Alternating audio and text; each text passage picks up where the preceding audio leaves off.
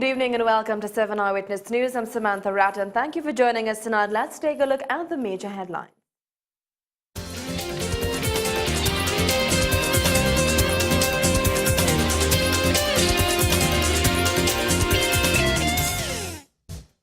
Is there a plot to sabotage public hospitals?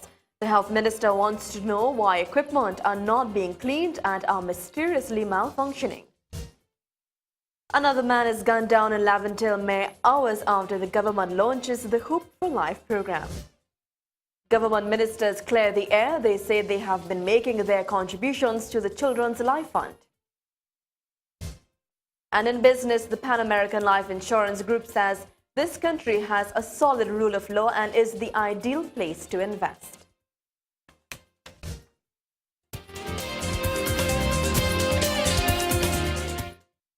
Straight our top story now. The latest case of a brain surgery drill being soaked in water is the latest in a series of incidents of alleged sabotage of equipment at our nation's hospitals. But they placed it with the debris into the autoclave, and the autoclave caked everything and destroyed the drill. That was about $3 million the last time I remember. So at the end of the day, the drill from Eric Williams was destroyed unfairly, and also the one in Port of Spain was bought because they couldn't rent it. So that is where we are in this one. Health Minister Dr. Fuad Khan said employees who were mandated to clean the drill were not doing so. And this now begs the question, why?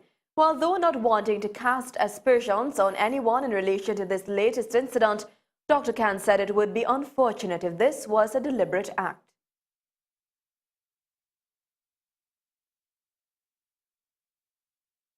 I would hate to think people are so inclined, and at the end of the day, all this occurred in protest action. So one has to be very careful how you deal with it. I've asked the chairman to find out exactly what happened and how it happened, because at the end of the day, if it is sabotage, we are going to deal with it in a very serious manner. Dr. Khan says over the past few weeks, there have been several reports of equipment mysteriously malfunctioning in an attempt to cripple the health sector. He made reference to the chillers at the Eric Williams Medical Sciences Complex, where workers are currently engaged in stick-out action. We have been finding also that the chillers, which is the air conditioner in Eric Williams, the suppliers and the people who have come to fix it cannot find the source of the problem. So it's obviously somebody is interfering with it. And so the air conditioner is going down, when they so desire. Would 55-year-old Rahil Hussain been alive today if the Port of Spain General Hospital had a functioning drill to do his surgery? Is the question that many are asking in the public domain, and responding today, Health Minister Dr. Fuad Khan says there are many factors to consider. Speaking to 7 Eyewitness News, he says the CEO of the NWRHE had the authority to request that Mr. Hussain be taken to a private institution if it was an emergency case. However, that can be costly to the patient. Meanwhile, he says outside of that option, there are other alternatives doctors can examine in an attempt to prolong a patient's life until they receive the required surgery. 55-year-old Rahul Hussain, a former foreman at the Ministry of Works, died on October 6th, 7 days after being hospitalized waiting for brain surgery. It did not occur because there was no drill. And Dr. Khan said a full investigation has been launched into his death.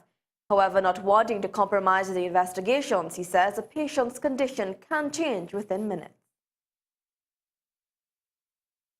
Medical treatment as it is, somebody could be looking very good today and in 5 minutes' time succumb to something else, not related to disease. So it has to be investigated and see exactly what is going on.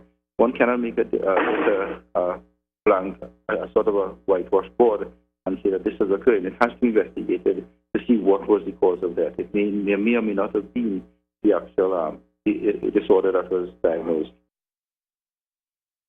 Meanwhile, addressing the exorbitant charges for services within private health sector institutions, Dr. Khan says that those charges will drop once the public healthcare system starts running smoothly. Demand, that is why the only way to keep the private healthcare system down is to have a good public healthcare system that acts as a competition to the private healthcare. Once prices to maintain their input. And responding to reports of inadequate staffing at the Eric Williams Medical Sciences Complex due to the sick-out action, Dr. Khan says contingency measures have been put in place, and there have been reports that scores of patients are not being attended to. Well, sure, it's not out of control. We have staff, and staff they are working. We have temporary staff working. People who are dedicated are pulling their weight, and things are working and happening. We may not be working as fast as necessary, but we are taking care of emergencies. We are taking care of a lot of people. Maybe a little longer, but it's happening. Many had the privilege of knowing him, many wish they knew him, and sadly there are many of us who may not know who he is. His name, Bertie Marshall, the man who invented the modern-day steel pan. He died last night at the age of 76, and tonight we take a trip down memory lane into the life of this musical icon. Cindy Raghuba tells us more.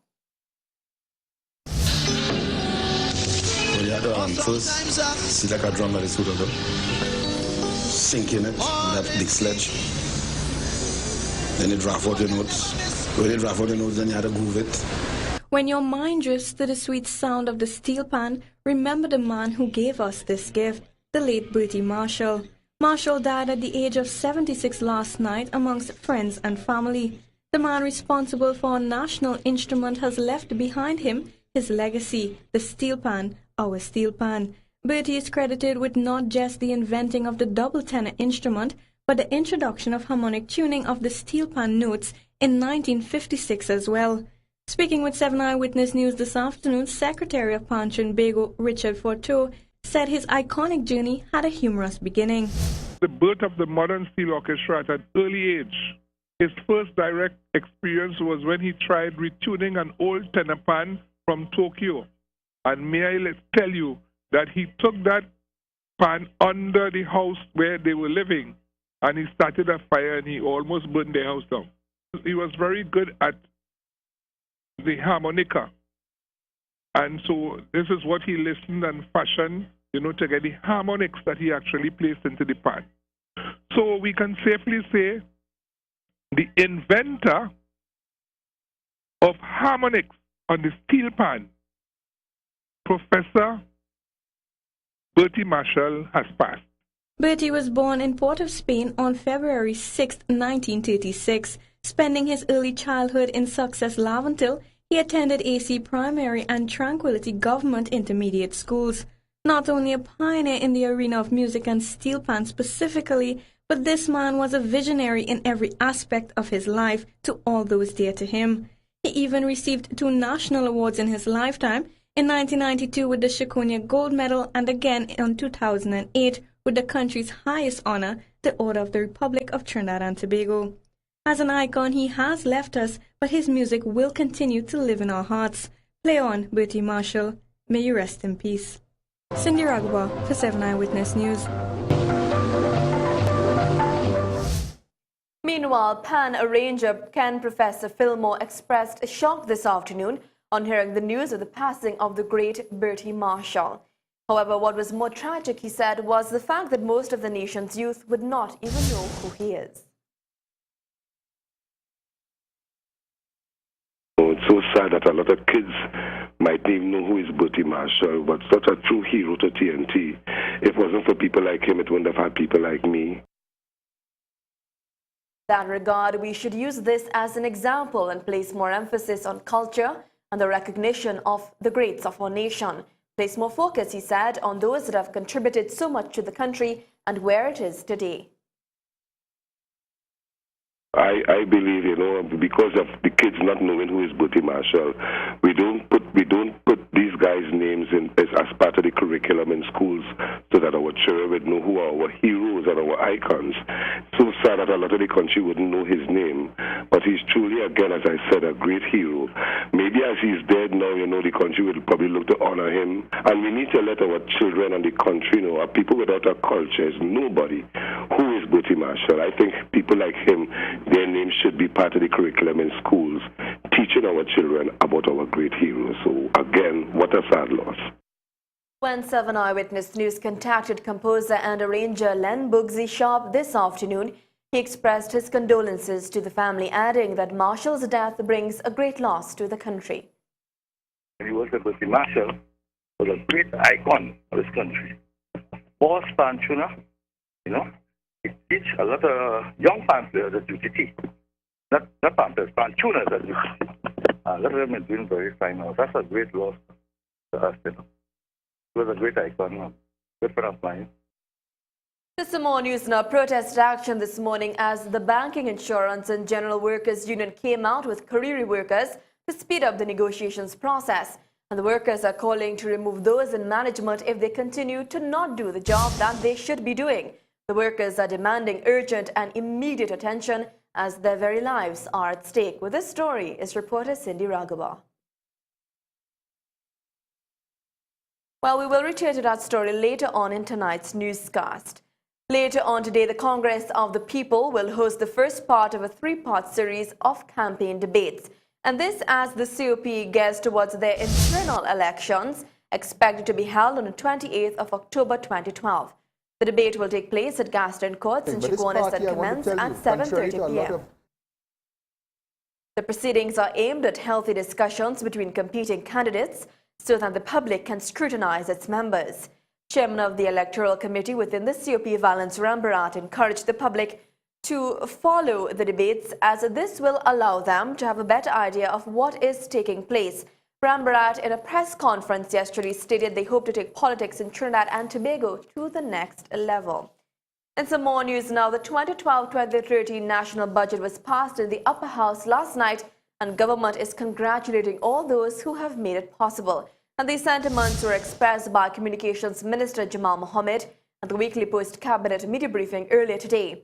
He said the budget was one of the issues discussed at today's Cabinet meeting.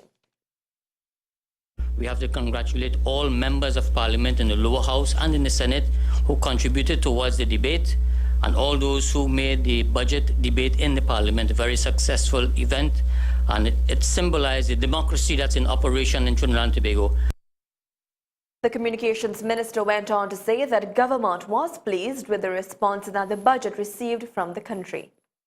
The feeling that we are getting on the ground is that the vast majority of the people of Trinidad and Tobago appreciate the work that was done by Senator Larry Hawaii and the technical staff for the Ministry of Finance to produce a positive budget for and on behalf of the people of Trinidad and Tobago.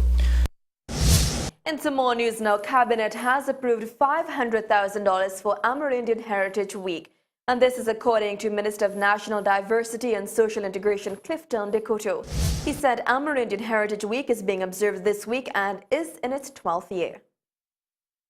Cabinet has approved the sum of $500,000 in order to provide some support for the project, the Amerindian or First World people.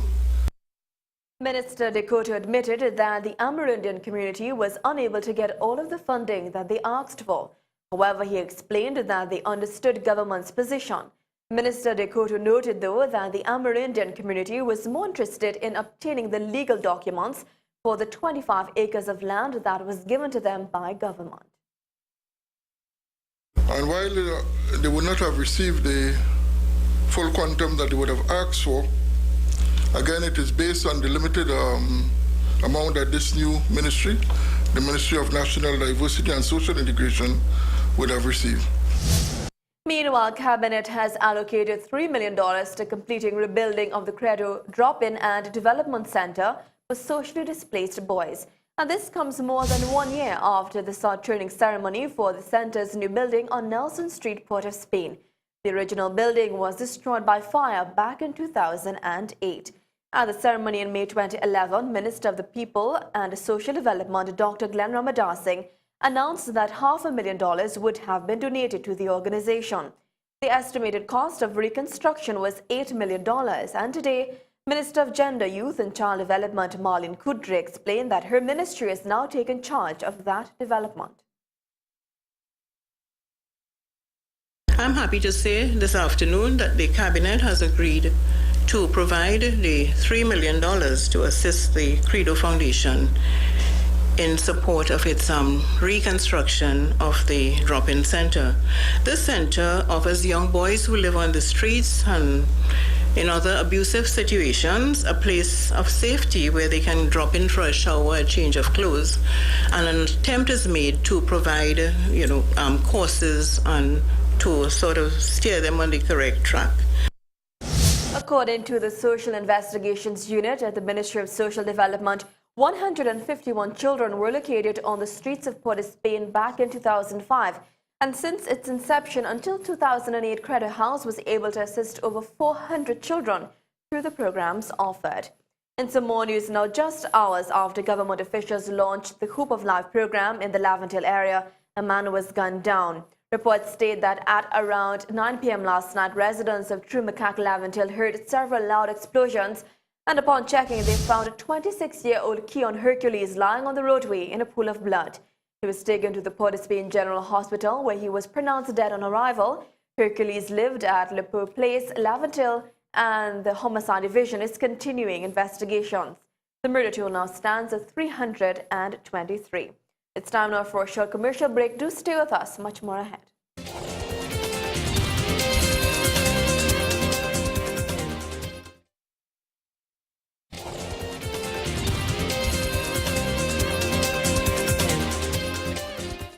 Welcome back. This is 7 Eyewitness News. Chairman of Caribbean Airlines, Rabinder Moonan, says he's confident that the state-owned airline will not be fined by the United States Department of Transportation.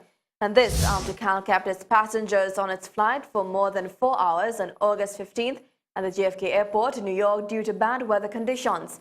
But this is not allowed under the U.S. Passengers Bill of Rights, which prohibits passengers destined for an international flight to be kept for longer than 4 hours in an aircraft. But Moonan says there was very little that CAL could have done at the time, and he's insisting the airline did meet the necessary requirements. We're very confident that the extenuating circumstances which led to the number of hours which we were on the ground would be a mitigating factor in how the Department of Transport looks at this entire situation. The airline's line minister, Finance Minister Larry Hawaii, has asked for a report on the matter, and Moonan says he has been supplied with all the necessary information.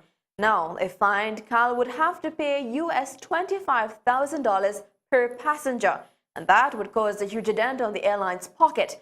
But the CAL chairman is not willing to go down this route, since he says it's unlikely that the airline will end up paying. Not necessarily. You see, that is prejudging that we would be guilty, and is prejudging what the sums would be, and that is why I venture not even to think of any fines. You know, it is akin that when you leave home in the morning that you say, I will not bounce anybody on the road today. I am positive when I leave that I reach my destination. And the full interview with the CAL chairman will be aired next week, Tuesday, on Win TV's Market to Market with Judy Kanhai at 8 p.m. In some more news now, the Pan American Life Insurance Group is the new kid on the block, so to speak, in the local insurance industry after it acquired MetLife back in November. Now, MetLife owned Algico and Alico in Trinidad and Tobago and the Caribbean. And this acquisition has now extended Pan American Life Insurance's geographic footprint in the Caribbean.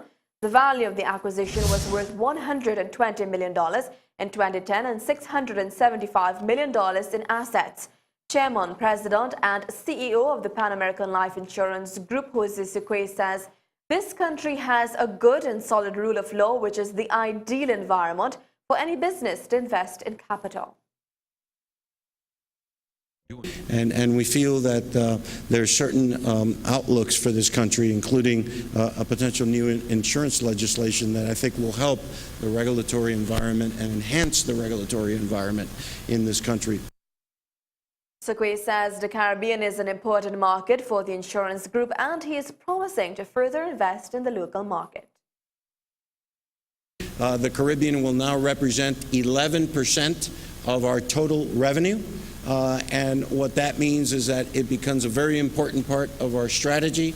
We plan to invest here. We plan to invest in our people, in our facilities, in our technology, in our service platform, and in our new product offerings. So we're really looking forward to sharing some of the progress that we make with you. Without drawing direct reference to CL Financial, he says there has been concerns throughout the region over the collapse of a financial conglomerate. He assures that the Pan American Life Insurance Group is solid. There is still a tremendous trepidation about the impact of the financial failure of a certain conglomerate. And we have gone in there and shared our strategy, shared our vision, shared our financial strength and the way we want to do business. And really, throughout the region, we've been very warmly received and welcomed by the regulatory authorities and our producers and agents. To some more news now. Is it human or not, or is it some form of demonic spiritual work? Well, that's the question being asked, and the answer remains solely in the hands of forensic scientists. Reports state that earlier today, Northern Homicide officers received information and went to a cemetery at Crown Street, Tacarigua, armed with shovels. The officers dug up some loose dirt that stood over a recently laid corpse. Now, after reaching about a foot deep, the officers found 2 plastic bags.